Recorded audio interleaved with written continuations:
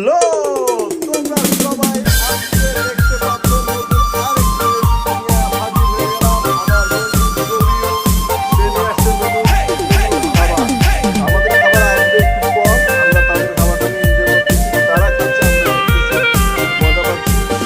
যাই হোক, এটা একটা আনকমন খাবার, এটা মাংস, এটা ভেজিটেবল, এটা একটা স্যুপ, ভেজিটেবল স্যুপ, এবং এটা একটা মাংস, এবং এটাও